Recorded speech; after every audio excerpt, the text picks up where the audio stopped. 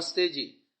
59वीं श्रव्य कणिका सत्यार्थ प्रकाश स्वाध्याय एवं प्रवचन माला आप सभी धर्मप्रेमी महानुभावों का हृदयपूर्वक स्वागत करता हूं। तीसरे समोल्लास का अध्ययन अध्यापन विषय चल रहा है। प्राणायाम की विधि बताई जा रही है। प्रच्छर्दन विधारणाभ्याम वा प्राणस्य, योग सूत्र समाधिपाद 34। जैसे अत्यंत वेग से वमन होकर अन्न जल बाहर निकल आता है, वैसे प्राण को बल से बाहर फेंक के बाहर ही यथाशक्ति रोक देवे।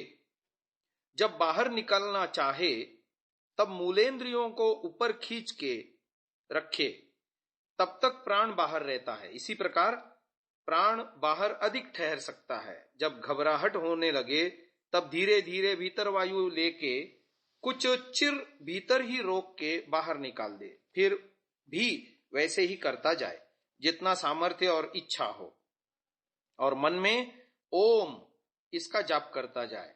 इस प्रकार करने से आत्मा और मन की पवित्रता और स्थिरता होती है। प्राणायाम 4 प्रकार का होता है। एक बाह्य विषय अर्थात बाहर ही अधिक रोकना। दूसरा आभ्यंतर अर्थात भीतर जितना प्राण रोका जाए उतना रोके। तीसरा स्तंभ वृत्ति अर्थात एक ही बार जहां का तहां प्राण को यथाशक्ति रोक देवे। चौथा बाह्याभ्यंतर विषयाक्षेपी अर्थात जब प्राण भीतर से बाहर निकलने लगे तब उसको विरुद्ध उसको न निकलने देने के लिए बाहर से भीतर ले, और जब बाहर से भीतर आने लगे तब भीतर से बाहर की ओर प्राण को धक्का देकर रोकता जाए। ऐसे एक दूसरे के विरुद्ध क्रिया करे तो दोनों की गति रुककर प्राण अपने वश में होने से मन और इंद्रियां भी स्वाधीन होते हैं। बल पुरुषार्थ बढ़कर बुद्धि तीव्र सूक्ष्म स्वरूप हो जाती है कि जो बहुत कठिन और सूक्ष्म विषय को भी शीघ्र ग्रहण करती है।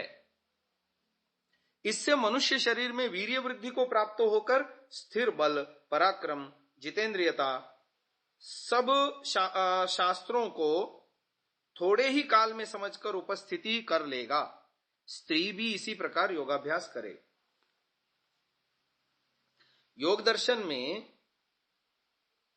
प्राणायाम का अनुष्ठान का फल बताया है। ततः क्षीयते प्रकाशावरणम। अन्य शास्त्रों में भी प्राणायाम की बड़ी महिमा गाई गई है।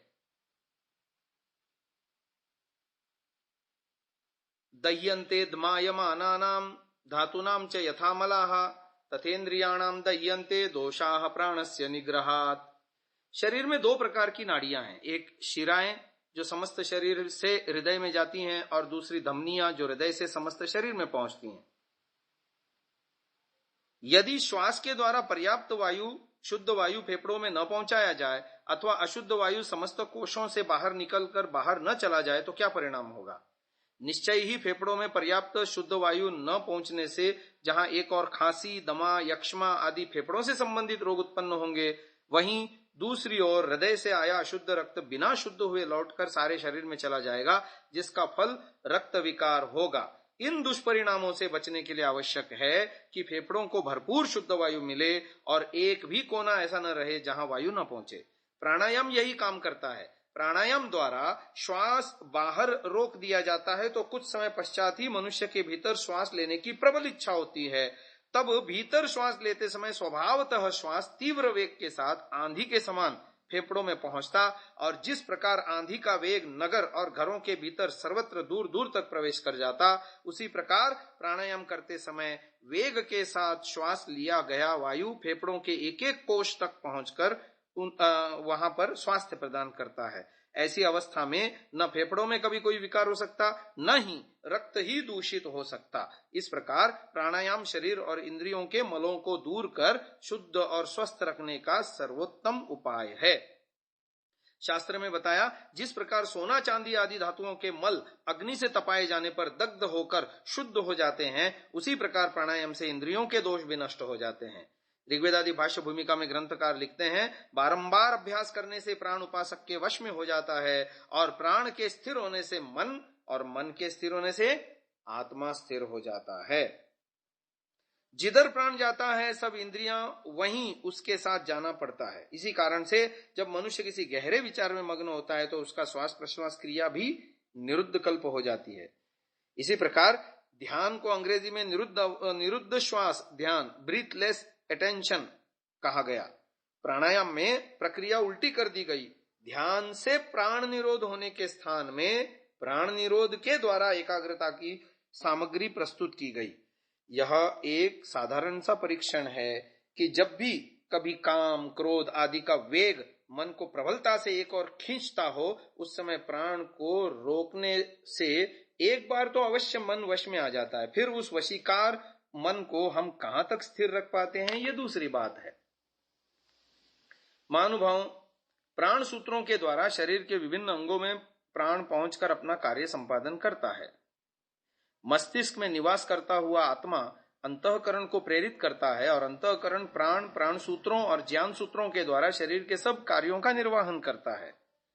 प्राण सूत्रों में विस्तृत अंतःकरण तत्व को केंद्र स्थानीय अंतःकरण खींचकर अपने स्थान में एकत्रित कर सकता है और इसी प्रकार केंद्र स्थानीय प्राण शरीर के सब प्राण को अपने स्थान में आकर्षित कर सकता है। इस प्रकार ज्ञान और क्रिया दोनों प्रकार के कार्य प्राण और अंतःकरण के द्वारा ही संपादित होते हैं। प्राण के बिना अंतःकरण और अंतःकरण के बिना प्राण कोई कार्य कर ही नहीं सकता। फलतः प्राणों को रोकने से अंतःकरण रुक जाएगा और उसके रुक जाने से शरीर के ज्ञान और क्रिया दोनों ही प्रकार के कार्य बंद हो जाएंगे। इस सारे विक्षेप के हट जाने पर आत्मा अपने स्वरूप का और उसके अभ्यंतर विद्यमान परमात्मा की शक्तियों का अनुभव कर सकेगा। यही प्राणायाम के अभ्यास से आत्म साक्षात्कार में बाधक आवरण का शिथिल होना है। अब आते हैं प्रच्छर्दन। प्रच्छर्दन विधारण अभ्याम व प्राणस्य, ये जो योग सूत्र महर्षि दयानंद जी ने दिया, प्राण पद का तात्पर्य यहाँ उस वायु से है जो श्वास प्रश्वास के रूप में बाहर से भीतर और शरीर में और शरीर के भीतर से बाहर की ओर नासिका छिद्रों द्वारा फेंका जाता है। इस प्रकार वायु का बाहर भीतर फेंकना प्रच्छर्दन कहा। वायु को भीतर और बाहर फेंककर उसे वहीं रोक देना विधारण है। वायु को भीतर से बाहर फेंकना रेचक और बाहर से भीतर फेंकना पूरक कहता है। इन दोनों क्रियाओं यानी रेचक और पूरक के अनंतर जो प्राण को वहीं रोक देना है उसका नाम कुंभक है। जब बाहर रोका जाए तो बाह्य कुंभक, भीतर रोका जाए तो अभ्यंतर कुंभक कहा जाता है। इस प्रकार एक प्राणायाम 3 अंशों में पूरा होता है, रेचक, पूरक, कुंभक। सूत्र में केवल 2 पदों का प्रयोग है, प्रच्छर्दन तथा विधारण। रेचक और पूरक दोनों प्रच्छर्दन के अंतर्गत हैं और कुंभक दोनों बार का विधारण के अर्थ में। इस प्रकार सूत्र के 2 पदों से प्राणायाम का पूरा विवरण प्रस्तुत हो जाता है। प्रतिदिन विधिवत प्राणायाम करते रहने से चंचल चित्त शांत होकर स्थिरता को प्राप्त होने लगता है। चित्त की स्थिरता के लिए प्राणायाम का महत्व वेद, उपनिषद, मनु, गीता आदि में प्राचीन एवं मध्यकालीन आध्यात्मिक साहित्य में विस्तार से वर्णन किया गया है। प्राण की महिमा प्राणायाम के महत्व को स्पष्ट करती है। वस्तुतः समस्त करण यानी साधन अपनी प्रवृत्ति के लिए प्राण पर ही आश्रित रहते हैं।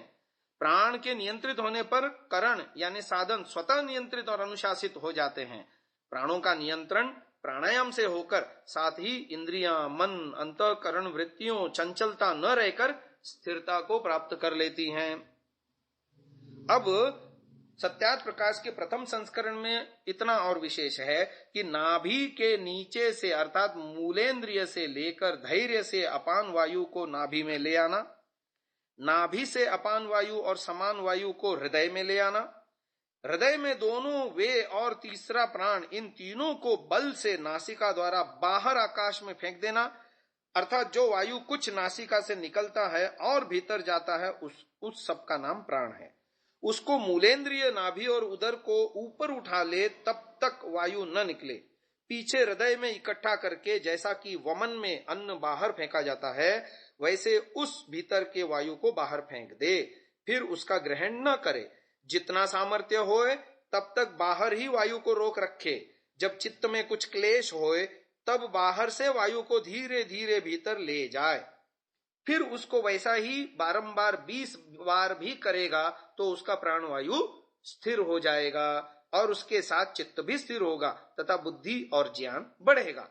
बुद्धि इस प्रकार की तीव्र होगी कि बहुत कठिन विषय को भी अतिशीघ्र जान लेगी। शरीर में भी बल पराक्रम बढ़ेगा और वीर्य भी स्थिर होगा तथा जितेंद्रियता होगी। सब शास्त्रों को थोड़े से काल में पढ़ लेगा। महानुभाव प्राणायाम की ये महिमा हम कल वाले श्रव्य कणिका में आगे बढ़ाएंगे। आज के लिए इतना ही। ओम।